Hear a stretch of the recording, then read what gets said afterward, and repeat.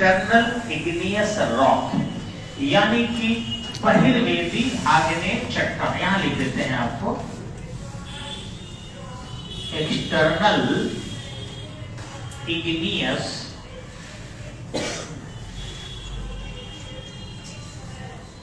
Rock, ठीक है, यानी कि बहिर्वेदी आग्नेय चट्टान जो पृथ्वी के भूपर्पट्टी को छेद कर बाहर निकल जाता है, वह चट्टान हम बनाने जा रहे हैं। तो पहला हमने यहाँ पर बनाया है, देख सकते हैं कि आपको यहाँ से ज्वालामुखी का उद्गार हुआ और यहाँ से धूलकण और बादल जो आर्द्रता युक्त है, काला बादल किसी एक दिशा में, जिस दिशा में पवन जा रही है उधर जाने लगता है। धूलकण, वाष्पीकरण और बादल की मात्रा बहुत ज्यादा होती है और जो ये बहता है ये सब के सब जो है आग होता है। तो जो यहाँ आप देखेंगे कि यहां से निकला, इसको हम कहते हैं मैग्मा। क्या कहते हैं? इसमें सब समाहित होता है मैग्मा में। और जो यहाँ बह रहा होता है ये क्या होता है? लावा। चलिए समझ गए आप लोग, बड़ी अच्छा लग रहा, क्योंकि लावा में ये धूलकण और जो आर्द्रता युक्त वायु यानी बादल होता है वो नहीं होता, ये राख वगैरह सब उड़ के किधरों चला जाएगा, बहुत निकलता, अंधेरा कर देता है।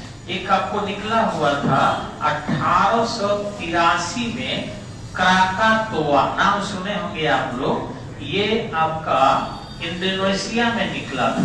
क्राकातोआ ज्वालामुखी इंडोनेशिया के, ये आपके अंडमान निकोबार के जस्ट नीचे है, हिंद महासागर में, एशियाई देश है।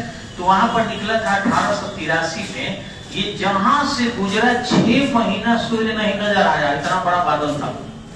जिधर से वो बादल गुजरा, जहां जाकर रुक गया, उस देश में, उस क्षेत्र में 6 महीना तक सूर्य दिखाई नहीं पड़ा। दिन रात होता था, लेकिन वही जाड़े के दिन में जैसे होता है कि दिन थोड़ा साफ हो जाएगा लेकिन सूर्य नजर नहीं आता है, वो स्थिति थी। इतना ज्यादा धुआं और बादल उड़े थे। तो थोड़ा बहुत, थोड़ा नहीं है, बहुत ज्यादा निकलता है बड़े बड़े ज्वालामुखी में, ध्यान रखिएगा। और एकाएक क्राकातोआ विस्फोट किया था, मतलब एकदम दूर तक देखे गए थे, विश्व के 3 महादेश तक देखे गए थे खुली आंख से। इतनी बड़ी लपटें थी, 12 किलोमीटर ऊंची लपटें थी, यानी क्षोभ सीमा को भी एवरेज पार कर गया था, इतनी ऊंची उसकी लपटें थी। आप समझ सकते हैं कि कितना विस्फोट बड़ा हुआ था। तो इधर से ये लावा होता है, ये निकलता। अब देखेंगे कि इसमें अगर सिलिका की मात्रा कम होगा तो इसका कैरेक्टर क्या होगा, क्योंकि 2 भागों में बांटा जाता है, एक अम्लीय और दूसरा क्षारीय। तो जब सिलिका की मात्रा कम होगी तो पहला गुण है इसका कि यह चट्टान बेसिक हो जाएगा, यानी क्या हो जाएगा? क्षारीय हो जाएगा। दूसरा देखेंगे कि यह कम ऊंचा होगा। क्या होगा? इसकी ऊंचाई कम होती है, जब चट्टान बनेगा तो इसकी ऊंचाई कम होगी। तीसरा इसका गुण है कि यह देखने में भूरा दिखाई पड़ेगा, सॉरी काला दिखाई पड़ेगा।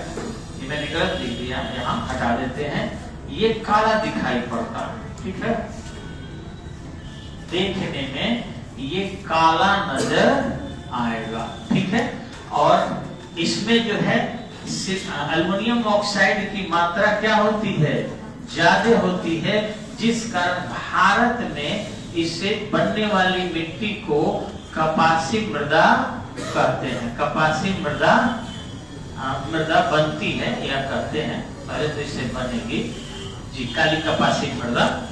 तो इसी से धीरे धीरे टूट टूट कर महीन महीन कण होकर बन जाती है, जो दक्षिण भारत में देखने को मिलेगा। हालांकि दक्षिण भारत का जो चट्टान है या मृदा बनी है वो ज्वालामुखी के एकाएक विस्फोट से नहीं, बल्कि दरारी लवा, धीरे से घाव जैसे फट गया, अपने से पस निकल रहा है आराम आराम से, उसको दरारी लावा उद्भेदन करते हैं। तो दक्कन का जो पठार है वो 3 बार फटा है, क्योंकि उसमें जब होल किया गया तो अलग अलग कलर के चट्टान मिले, जो लग रहा है कि 3 बार जो है उसका ऐसा हुआ है, यानी दरारी लावा का उद्भेदन हुआ। घाव को एक बार जोर से दर दिया तो पचक्का हो जाए, वो विस्फोटक ज्वालामुखी। ज्वालामुखी पृथ्वी के संतुलन के लिए क्या है? अच्छा माना जाता है। ज्वालामुखी का उद्गार पृथ्वी के संतुलन के लिए, हाँ, जो प्लेस है वहां तो हानि करेगा, स्टडी पॉइंट में निकल जाए तो निश्चित रूप से हम लोग गर्दा हो जाएंगे, क्योंकि उसका टेम्परेचर 1400 डिग्री से 2800 डिग्री सेल्सियस तक होता है। इस लावा का टेम्परेचर कितना होता है?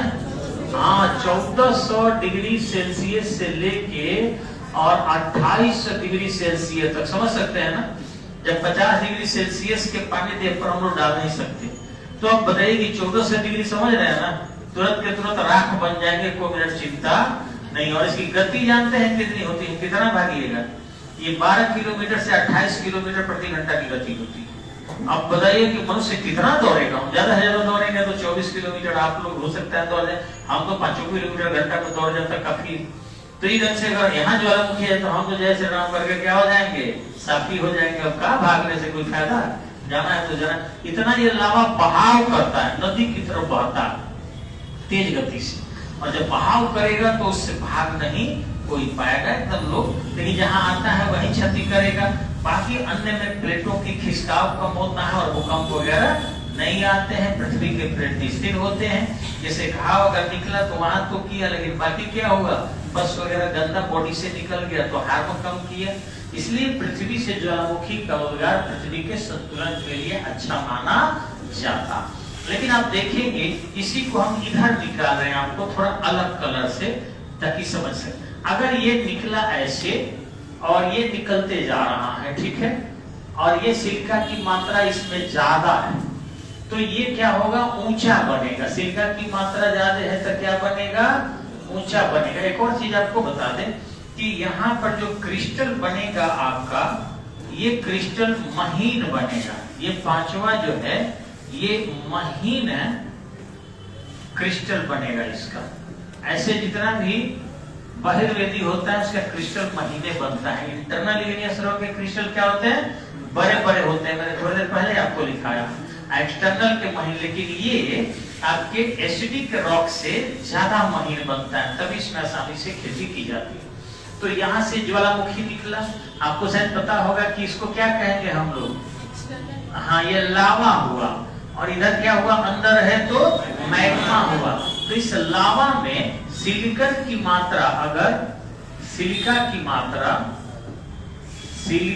मात्रा अगर अधिक है तो ये कैसा चट्टान का होगा? ये अम्लीय होगा। ये चट्टान कैसा बनेगा? अम्लीय बनेगा, यानी कि एसिडिक बनेगा। चट्टान अम्लीय होगा। दूसरी चीज है कि यह अधिक ऊंचा होगा, अधिक ऊंचाई वाला होगा, ठीक है। ठीक इसी ढंग से देखने में भूरा बनेगा। वो काला है तो ये क्या होगा? भूरा बनेगा। नेक्स्ट, इसके क्रिस्टल जो है कम महीन होंगे, और ये कपास की खेती के लिए नहीं बल्कि धान वगैरह के लिए, अगर मृदा बन गया तो धान और गेहूं के खेती के लिए उपयुक्त माना जाता।